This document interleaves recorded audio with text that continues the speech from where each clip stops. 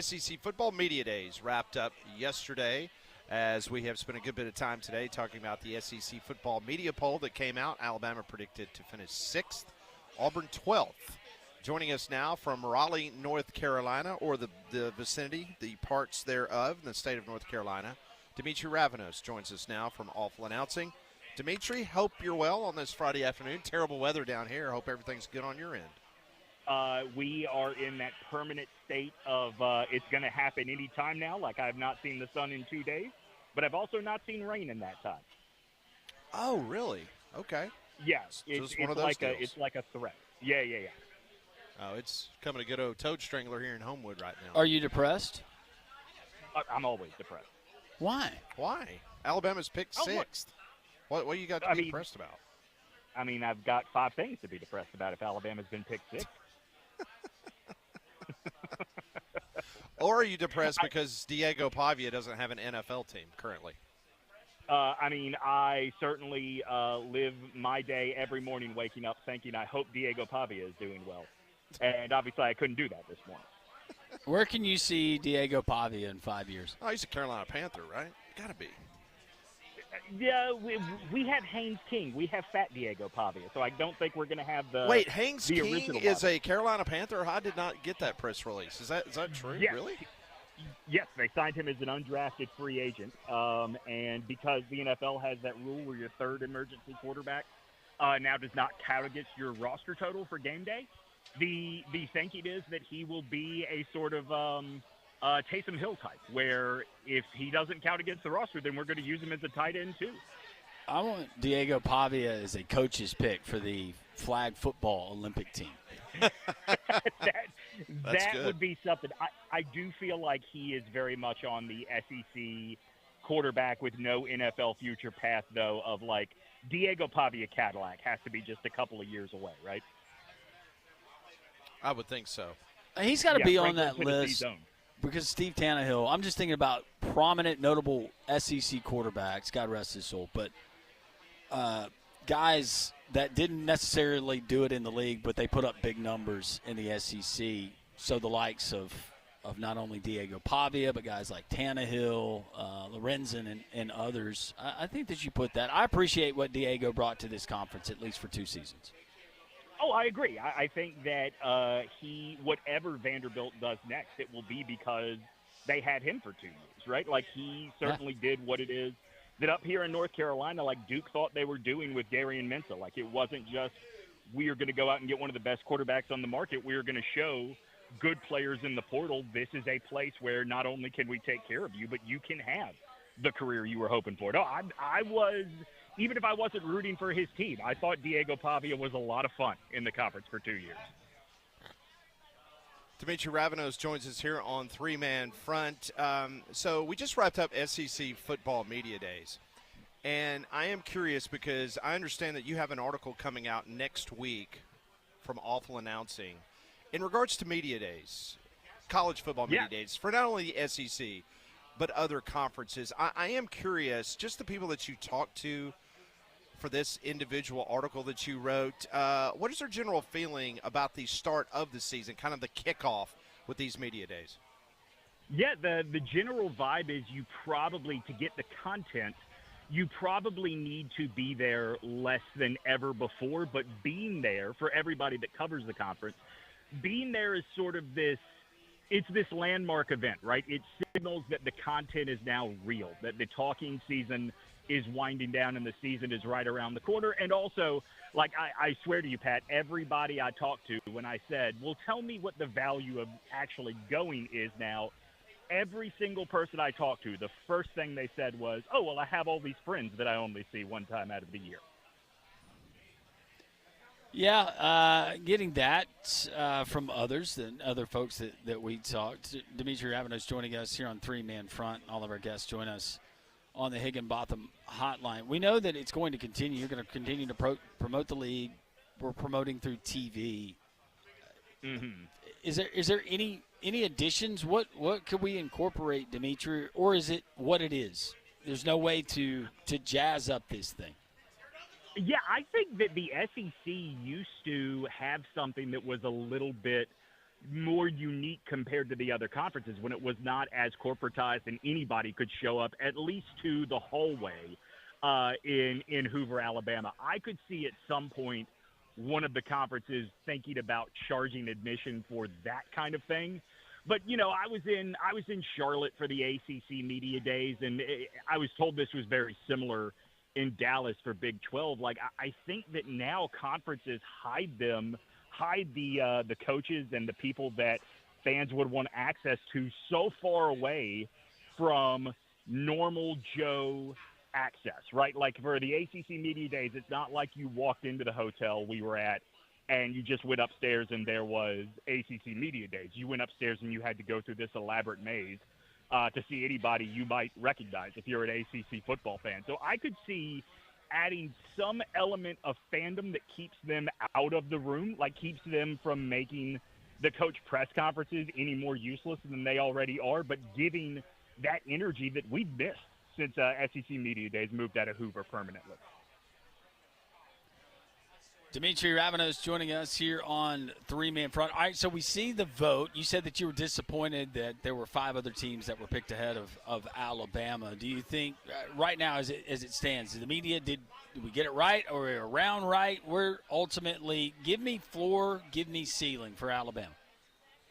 I think so we talked about this on the show on SEC Unfiltered this week.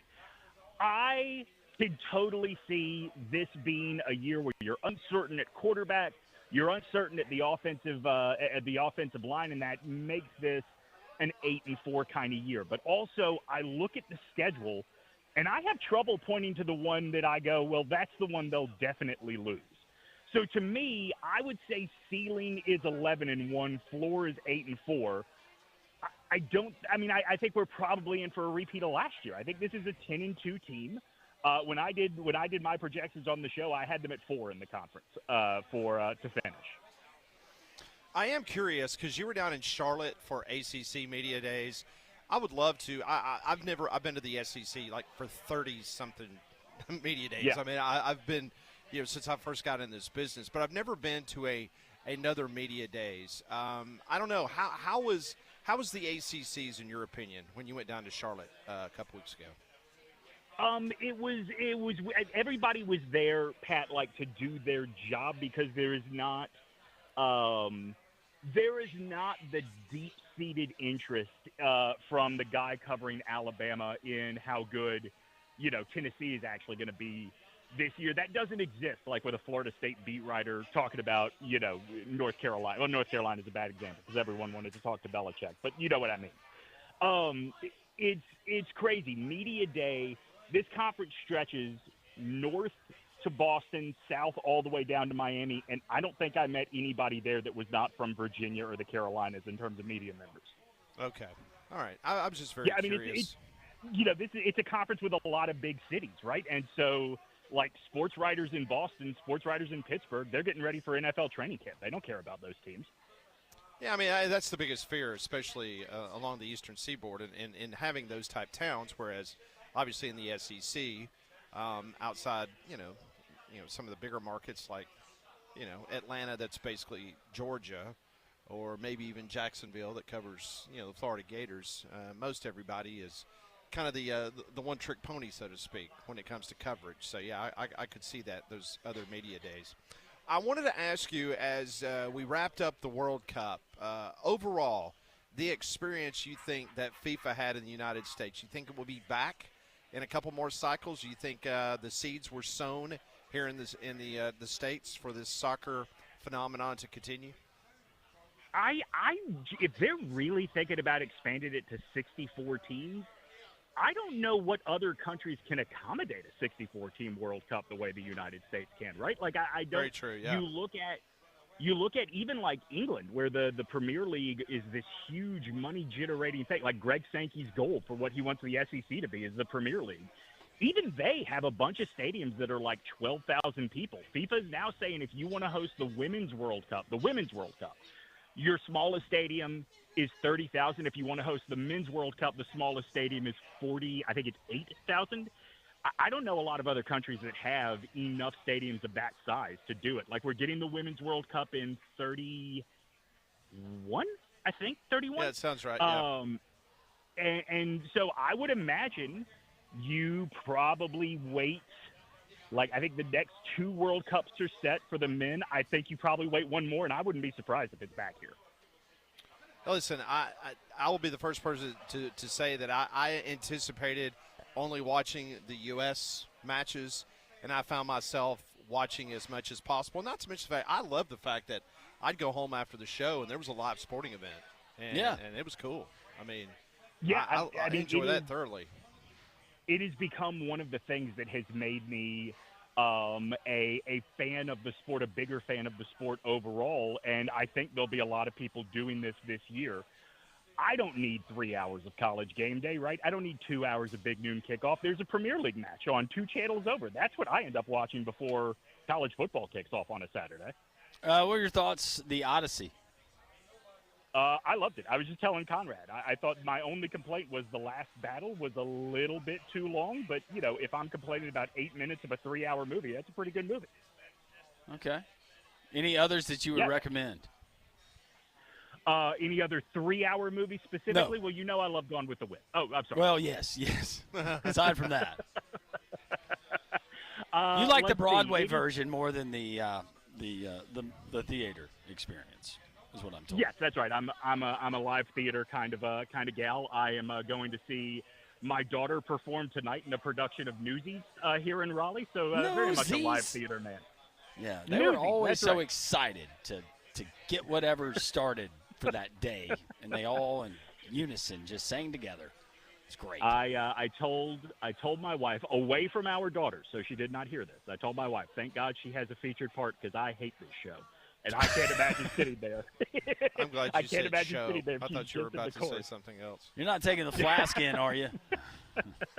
Well, look, I know this is only going out over the air in Alabama and not in Raleigh, but don't try to blow up my spot, Landry. My dad's got to get through these things however he can. That's my little girl. Woo! Just Academy Award for that storming one. down to the stage and getting in a fight. What are you looking at, buddy? Well, I do have a programming note. Demetri will not be with us on Tuesday. He will be out of pocket, but he is going to, the next time he joins us, a week from Tuesday, he is going to be, once again, remember, he was in international waters about a year or so ago when he was in Greece. He was on the program. He is going to be in the wonderful country of Canada coming up in a week and a half. That's right. He's going to Toronto. That's right. Concert. So he will join us from Toronto. Only exotic tropical spots for the Ravanos family. Yes. Did you ever see the documentary on the mayor of Toronto? Oh, brother, I've seen it more than once. Oh, that's a go. Are you going to do any boating on the Lake Ontario while you're up there? I guess it's really going to depend on what the fires will allow, right? Oh, I forgot about that. Go to Rogers Center. That's where we're going to see Foo Fighters. Okay. Well, Rogers Center, you might be able to see. Well, never mind. You're going to be with your daughter. You guys have fun. We'll have a blast. So next week I'm out and about because I'll be in the middle of Acadia National Park, and then the next week in Toronto talking to you guys. I'll have SEC reaction from the streets of Canada. I'll see what they think about Alabama. Yes, please. We want the Joe Q public on the street in downtown Toronto. See what they think about Kalen DeBoer. We already recruit there. Bama just got another 7-foot center from Canada. When I was a freshman, I cannot remember the name of the Canadian defensive lineman they brought on a recruiting trip to a basketball game. And whoever was bringing us around was telling us, hey, say hello to this guy. They're recruiting him. He's from Canada.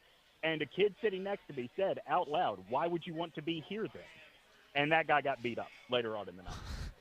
Why would you want to be here? Demetri, have a safe trip, and we'll talk to you in a couple weeks. Thanks, mate. All right, boys. Take care. Thank you so much. That is Demetri Ravanos joining us on the Higginbotham Hotline. Higginbotham is your one-source solution for insurance, financial, and HR services. Lots more to get to in case you missed it. How the media voted, the predicted order of finish for the SEC, notable players. Is your team's player on there? We'll find out as we discuss next. Three-Man Front live from Social Taco in Homewood.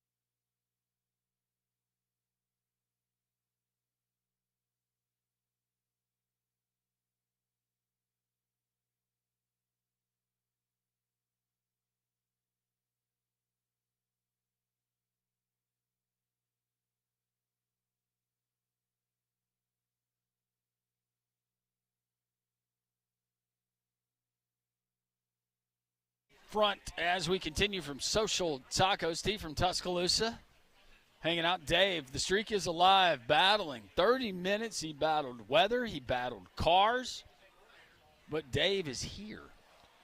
Yeah, I would appreciate it. I mean, it has been just nasty weather over the course of the last, oh my goodness, probably the last 2 hours. And so many of you have come out in this terrible weather, and traffic and parking. And Dave, we're about to have an emergency meeting to see if his streak would have stayed alive. I mean, he has not missed a show that we have been here, 3+ years? Yeah. Seriously, 3+ years, he has not missed a show. And we had not seen him, and we were getting concerned. I know Hastings was texting with him, and he was okay. But come to find out, he was just trying to wait for the rain to subside and get a good parking spot. Well, space, so. If you looked outside, as Pat just mentioned, you look at the heavy rain that we have here in the area we're expected to continue to have, which is good, but it's not good if you haven't gotten the peace of mind of having your roof inspected. Well, I got great news. We've got a local company. It's Noto Roofing, locally owned and operated. You're going to deal directly with the owners, Sammy and Matt Noto. I grew up with these guys here in Metro Birmingham. They've replaced the roof on our house, and all it started with was a simple call to 205-848-2299. Sammy answers the phone. You can call him. You're going to set up that free inspection they offer to all our Jocks listeners. Chris, who is their talented field superintendent, he will come to your home. He'll walk the roof, and maybe in Howie, who's across the room, in his case, went up, walked to Howie's roof, and he said, Howie, you're good to go. You're fine. Peace of mind.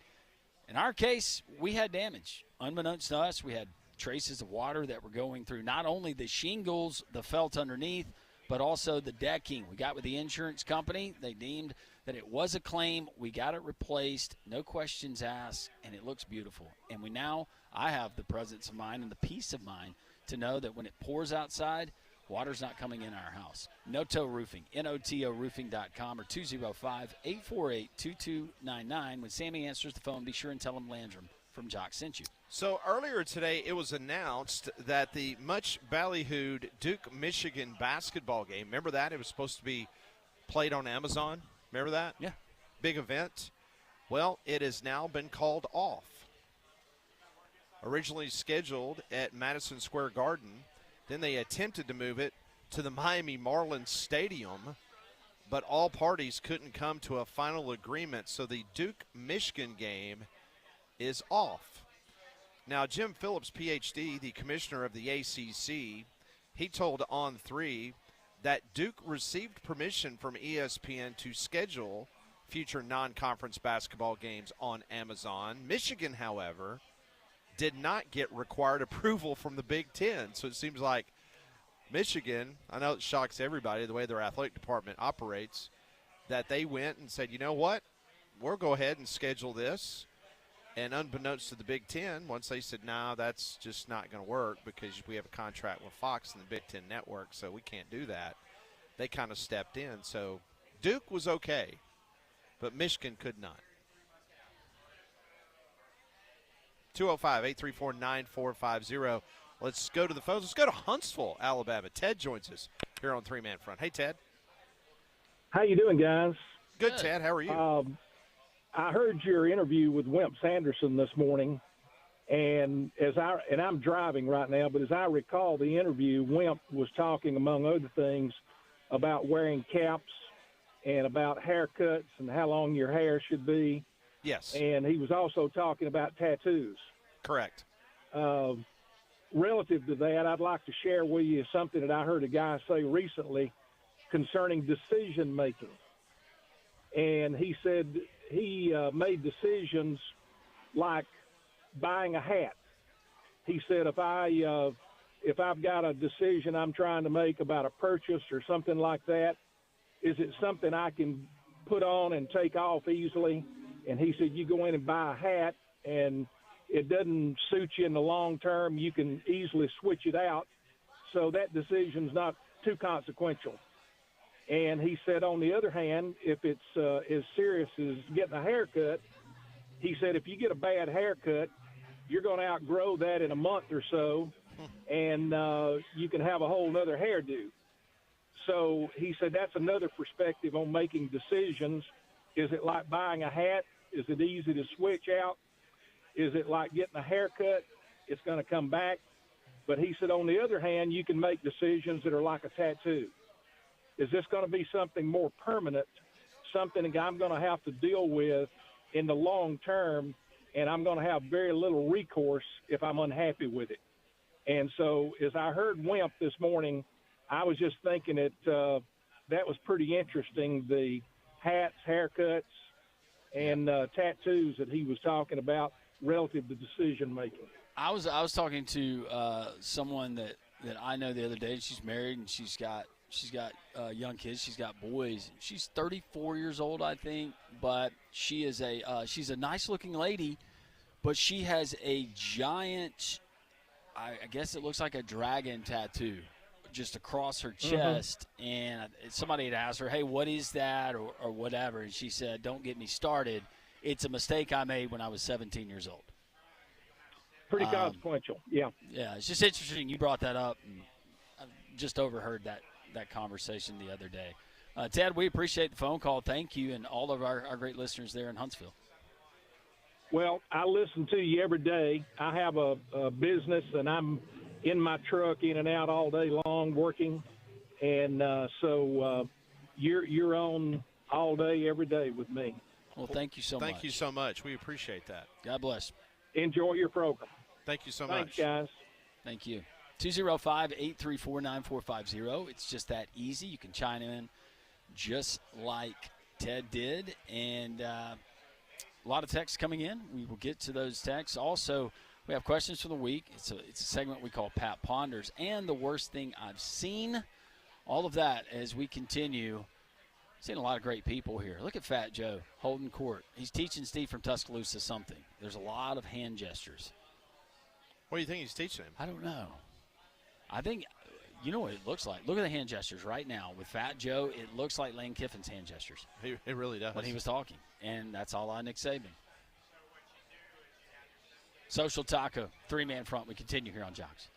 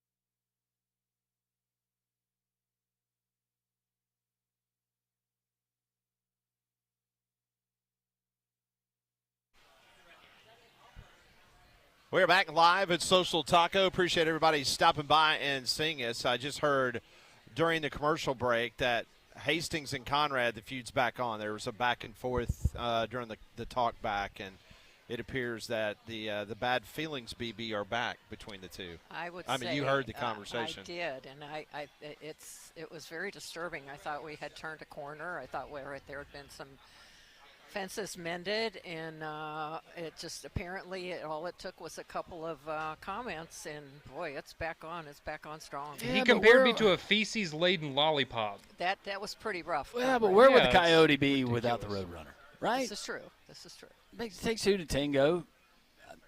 We had to have some, the protagonist, the antagonist. Yes. These things are necessary. I mean, life is duality. Good, evil, black, white. Conrad, you're gonna have to roll with it. Who is good and evil in this one? I think I'm going to plead the fifth on that. See, I don't like that. I feel like that should have been a pretty I feel clear-cut like, answer. Yeah, and Hastings is way across the room, and you're the only one truly listening between the two of you. So I feel like she's saying Hastings. That's okay. Pat's got questions. Are you ready to answer some questions, BeBe? I'm here. Yes, I am. All right. Thank Without you. further ado, the final edition of the week. This is what we call Pat Ponders. I want to know what you're thinking.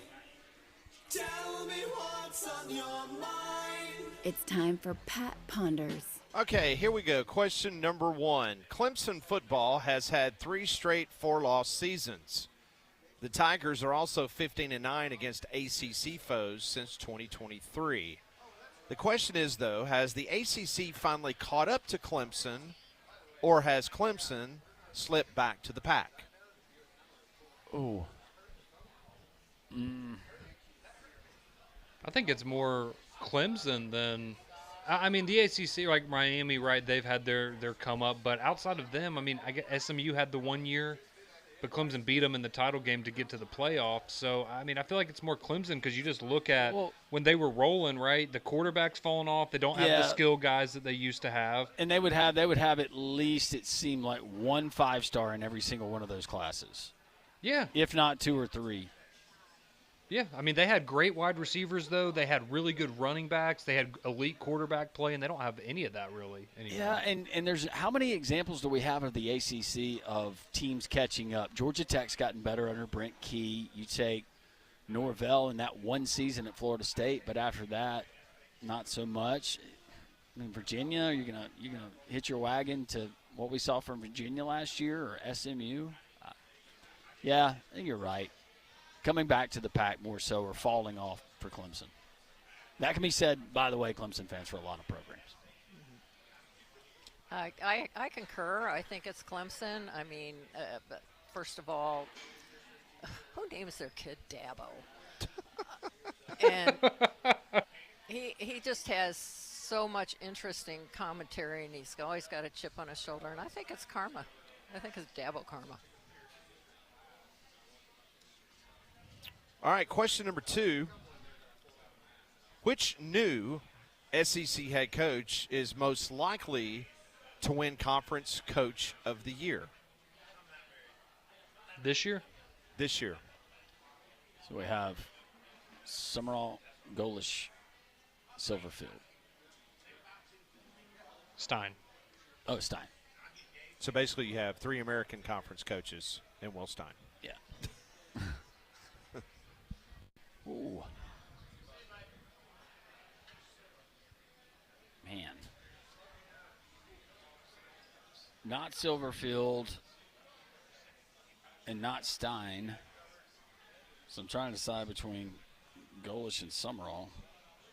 Conrad, you? Yeah, I mean, that's I'm playing the same game in my head right now.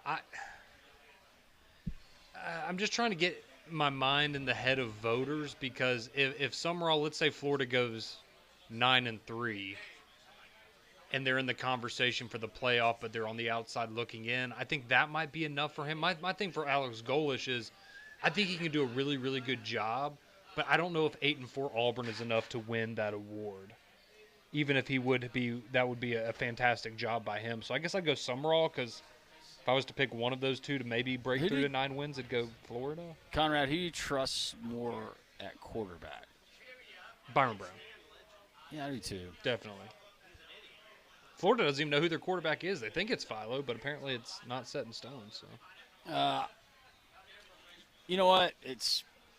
I have a lot of respect for John Summerall too, but I'll go Golish since you went Summerall. I was going to go Golish. I think that we need to show our Auburn family some love, and I have a lot of faith in him. I think he's going to be very inspiring, and I think the team's going to love him, and I think it's going to be exciting to watch. What if that game at Jordan-Hare early in the season, that decides the SEC Coach of the Year? Yeah. Could very much do that. All right, next question. Which SEC fan base will have the shortest leash for its head coach if the 2026 season doesn't meet their expectations?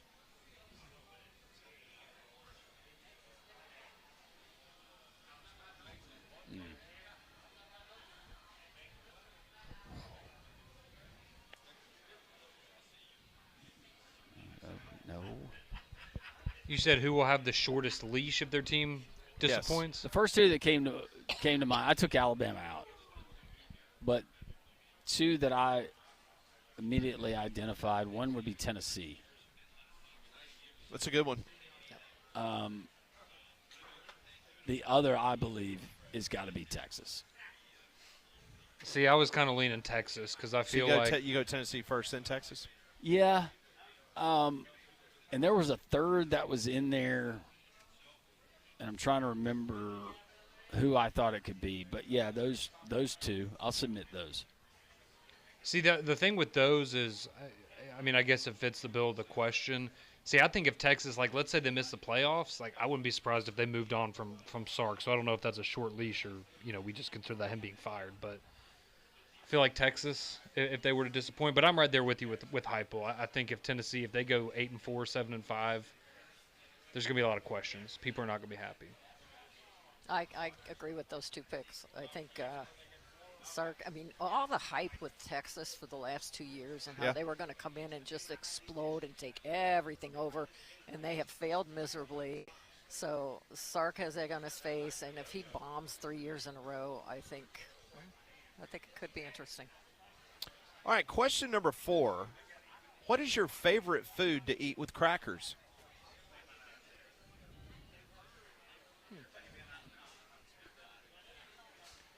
Mine's easy. I eat it like 3 times a week at work, tuna. Yes, tuna and some saltine crackers. That's a meal right there. Connor, I have to ask you, are you growing gills or fins? It's every day, man. It smells My so wife bad. does have to check my mercury levels every day, but besides that, I think I'm okay. She could go through a time in her pregnancy where she can't stand the smell of tuna, and you're going to be in big doo-doo. Oh, it's fine. I'll eat it at work then. Pat and Landrum love it. Please don't. Y'all love it. It's like we have a pet cat. What was the question again? What do you eat on crackers? What's your favorite food to eat I don't with eat. crackers? I don't eat. I think crackers. I know there's different kinds. I think saltines. So I immediately thought it's when you get some good raw oysters. Hit them with the horseradish, Tabasco. If there's some jalapeno peppers, gosh. you rooster tail them up. Yeah, cocktail sauce and my husband would be right there lemon juice next squeezed. To you. Absolutely. Yeah. Mary's not approving of your choice. No. See, I thought Landrum was going to say chili. That would have been my prediction. Yeah, chili's good. I like. There's a lot of benefits to oysters. I like peanut butter, but I also love to just cut up really, really good cheese and have cheese on crackers. Yeah, cheese on crackers is good. Yeah. Easy cheese or like real cheese? Real cheese. I don't do easy cheese. I did cheese it as in a a kid. can? I did No. it. I did it as a kid. It was great. Oh, that's not even cheese. Yeah. Don't worry, that's Now cheese. you don't have to put it in the fridge, BeBe. It's great. You Oh. just keep Something it there in that's your can.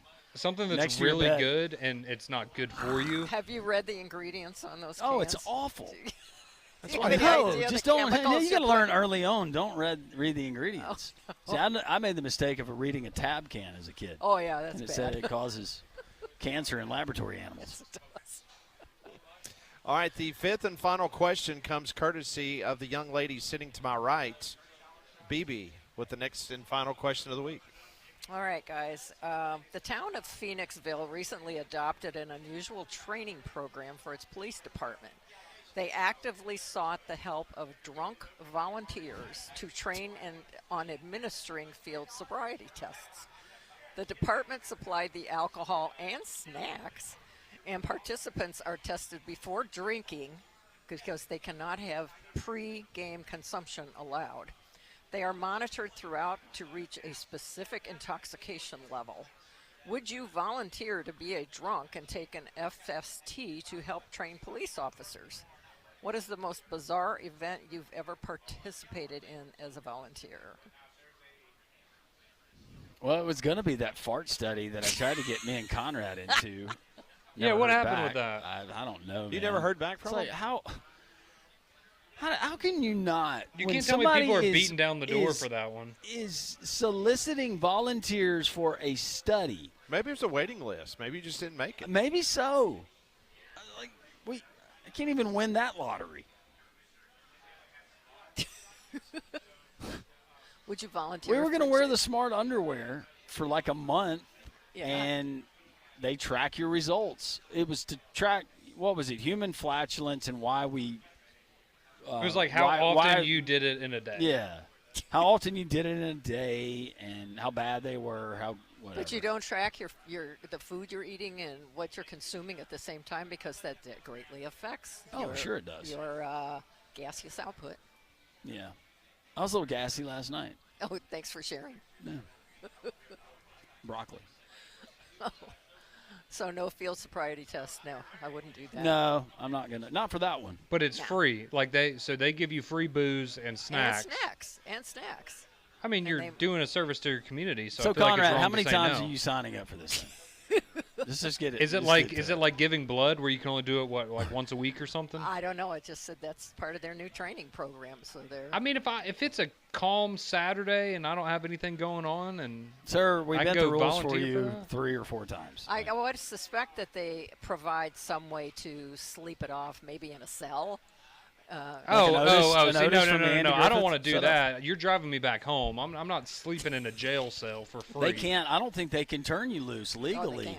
after they give you that alcohol. You're going to have to be You have okay to, be to go home completely before cleared they to go release home. you. Surely they can drive me home. They're not No, going to but they're let not you going go. to know if you're going to stay there. What if They're you? not going to be liable. Yeah. What if something happened in your sleep? Like And what? we know you do weird things in your sleep. I know. You could walk out. What if you're doing those sit-ups or Bust whatever open that a can of position tuna. in the middle of the night? What if that happens? Sometimes you just gotta stretch your legs in the middle of the night. Who does that besides you? BeBe, no? Have you ever looked over middle of the night, seen your husband? He's in a sit-up position in the bed. It actually has been some strange things happen. Yeah. One time he punched me in the face when he was totally Okay. Oh my in gosh! a dream, and he came over and he gave me a right hook and cold cocked me. And That's what he told you. Didn't remember he did it. Oh, he 'cause didn't. He was dreaming. What did you wake up? Start beating the heck out of him? Yeah, I was pretty. I bet upset, you were. You know, and I hit him where it counts. You know. There you go. In a wallet. Yeah. You went on a shopping spree, didn't you? Yeah. No. The family jewels got it that night. There it is. Get him, baby. That's a great What the hell line. are you doing? Wait, so you're telling me like you don't have nights where you wake up and like it just looks like you went to war in the sheets, like the bed's just completely Alone? disheveled. Are you saying alone? No, I'm just saying in general, like you sleep and you're like tossing and turning in your sleep and you wake up and you're like, what the heck was I dreaming last night? No, but sometime if you want to hear it, I did have an ET visit me at bedside one time. Hold on, Wait, time out. wait, Hold on, hold an on. extraterrestrial? Stop. All right, we're going to take a break. When we come back, we're going to hear about E.T. visiting BeBe. Don't go anywhere. The worst We're gonna- thing I've heard. We're going to wrap up the week with an E.T. story, so don't go anywhere. This is Three Man Front on Jocks.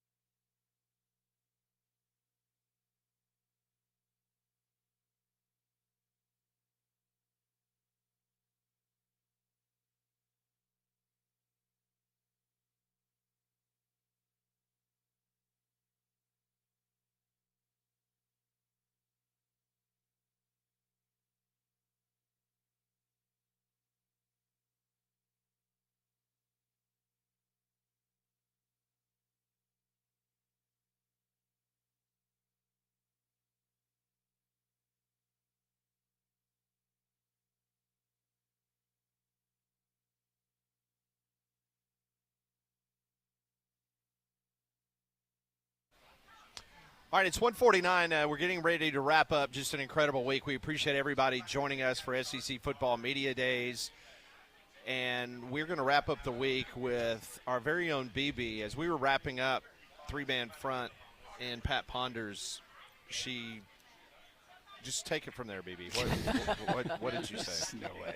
Set it Okay, well, for those of you who don't know, I am a tarot reader, and I also read oracle cards, and I study divination, and I do see a lot of things that probably the normal person who doesn't get into all that recognizes and notices. So my dreams are very lucid, very, very, very intense, and I see a lot of things in my dreams. Well, one night I was completely sound asleep. I guarantee you, completely sound asleep.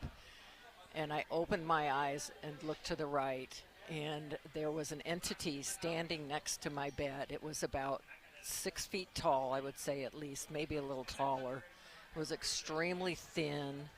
I actually drew a picture of it because it was so vivid. It wasn't like a tall gray that you see the pictures of with those ETs. This was something entirely different, and it had a round head, and it had strange eyes, and red like blush cheeks, and then the arms were extremely long and had like 4 fingers on each, very long, maybe 8 inches long, and it had a strange outfit on that was kind of black and white striped, real thick, almost like a prison suit. And as soon as I looked over and I stared at it, and I just went big gasp, and it looked at me and it went and it disappeared. So it materialized in my bedroom in some form, and I immediately the next day when I got up, I drew a picture of the entity, and I just couldn't find anything that looked anything like this. And the weird thing was, I showed it to my grandson, who's 13 years old, and because he and I talk about all this stuff.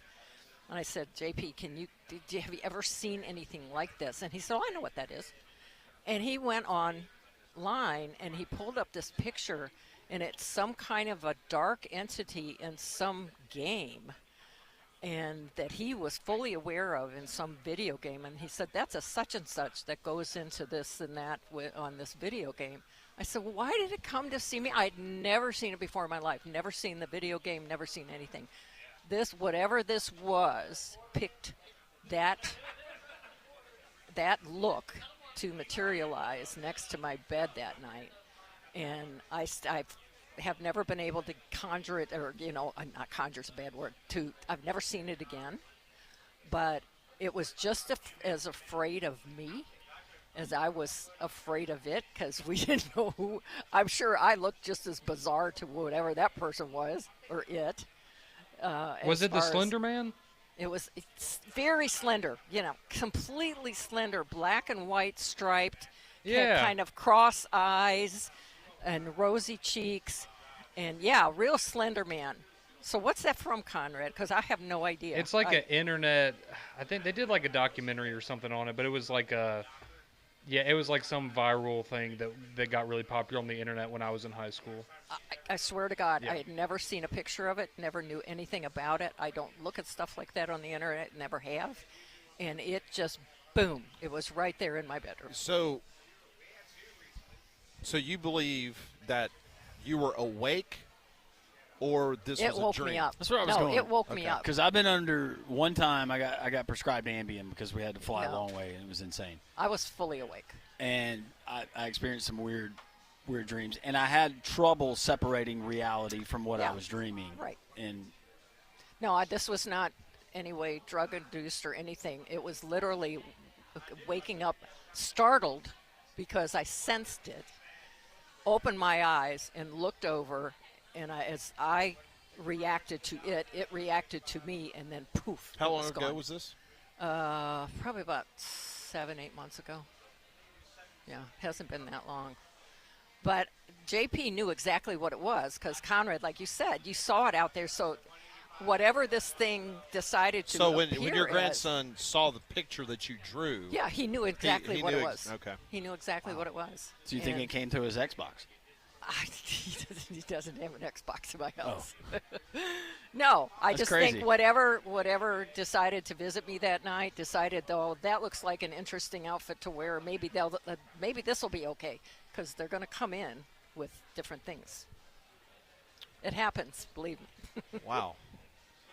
What a way to finish the week. Sorry. No, it's, Wow. Wow's right. Well, glad you're good. Yeah, I'm fine. They didn't take me anywhere and start probing me, so We okay. started when we started the week with Commissioner Greg Sankey and Kirby Smart and BeBe. What a bookend. Yeah, very much so. The Slender Man.